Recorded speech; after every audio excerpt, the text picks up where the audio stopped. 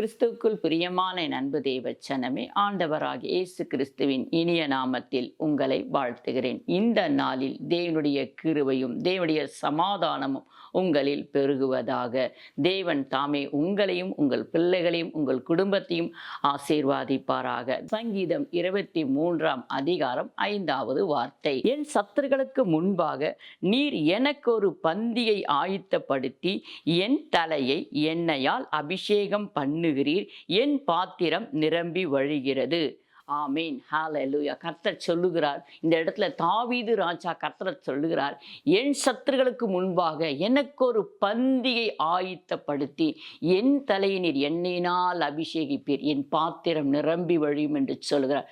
பிரியமான தேவச்சனமே, நம்மளுக்கு சத்துருக்கள் அநேக பேர் வேணும். சத்துருக்கள் இருந்தால்தான் தேவனால் ஒரு பந்தியவே ஆயத்தப்படுத்த முடியும். பந்தி ஆயத்தப்படுத்தினால்தான் நாம் யார், நம்மளை தேவன் உயர்த்தவும் முடியும், நாம் யார் என்பதை இந்த புறஜாதிகள் மத்தியில் தெரியவும் முடியும். ஆனால் இந்த இடத்துல பார்க்கும்போது தாவீதுக்கு அநேக சத்துருக்கள் இருந்தார்கள். அதே போல வாசிக்கும் போது நம்ம தெரிந்து கொள்வோம்.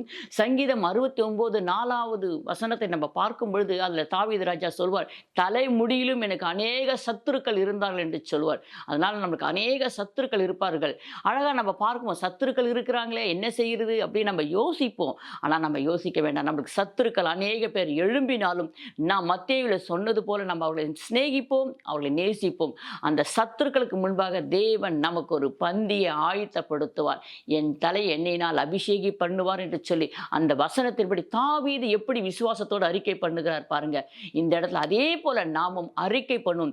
தேவன் நம்முடைய தலையை, மற்ற சத்துருக்கள், நமக்கு எத்தனையோ பேர் சத்துருக்கள் இருப்பாங்க, அதன் மத்தியிலும் நமக்கு ஒரு தேவன் ஒரு பந்தியை ஆயத்தப்படுத்துவார், நம்முடைய தலை எண்ணெயினால் அபிஷேகிப்பார், நம்முடைய பாத்திரத்தை வழியச் செய்வார். அந்த பாத்திரம் வழியும் பொழுது அப்படின்னா நம்ம தேவன் நம்மளை உயர்த்தி வைப்பார். எவ்வளோ சத்துருக்கள் எழும்பினாலும், தாவீதுக்கு எவ்வளோ சத்துருக்கள் எழும்பினாங்க, அத்தனை சத்துருக்கள் மத்தியிலும் தேவன் தாவீதை ராஜாவாக அபிஷேகம் பண்ணி வைத்திருந்தார். அதே போல நம்மையும் தேவன் அபிஷேகம் பண்ணுவார், லீடராக நம்மளை உயர்த்தி வைப்பார். நம்ம இருக்கிற இடத்துல நம்மைத்தான் தேவன் ஒரு லீடராக வைத்திருப்பார், ஒரு தலைவனாக, ஒரு தலைவியாக தேவன் நம்மளை எடுத்து செயல்பட வைப்பார். எவ்வளோ சத்துருக்கள் இருந்தாலும் நம்ம சோர்ந்து போக வேண்டாம். எல்லா சத்துருக்களும் தேவ சமூகத்தில் ஒப்பு கொடுத்து நாம் ஜெபிப்போம். தாவீதுக்கு எழுந்ததை விட நமக்கு சத்துருக்கள் கம்மி தான். ஆனால் பிரியமான தேவச்சனமே, இந்த நாளில் தேவன் நமக்கு கொடுத்த வேத வசனத்தின் மேல் கைகளை வைத்து ஜெபிப்போம். எனக்கு இவ்வளோ சத்துருக்கள் இருக்கிறாங்களேன்னு சொல்லி நீங்க கவலைப்படாதீர்கள். அத்தனை சத்துருக்கள் மத்தியிலும் தேவன் உயர்த்துவார். எவ்வளோ சத்துருக்கள் பெருகுகிறார்களோ அந்த அளவுக்கு உங்களுக்கு ஒரு பந்தி ஆயத்தமாக்கப்படுகிறது என்று சொல்லி நீங்கள் விசுவாசத்தோடு தேவ சமூகத்தில் ஜெபியுங்கள். அந்த வார்த்தையின் மீது இப்பொழுது கைகளை வைத்துக் கொள்ளுங்கள்.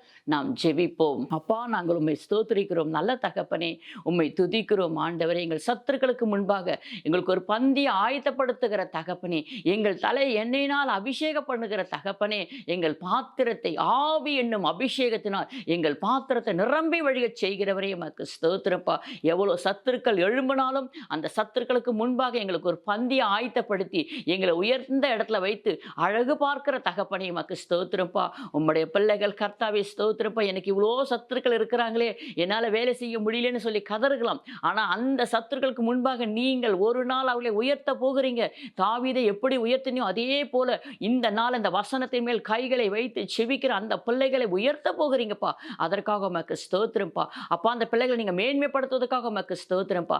ஆசீர்வாதிங்க அப்பா. உமக்கு கோடி ஸ்தோத்திரம்ப்பா. இயேசு கிறிஸ்துவின் இன்ப நாமத்தால் செபிக்கிறோம் எங்கள் ஜீவன நல்ல பிதாவே, ஆமென்.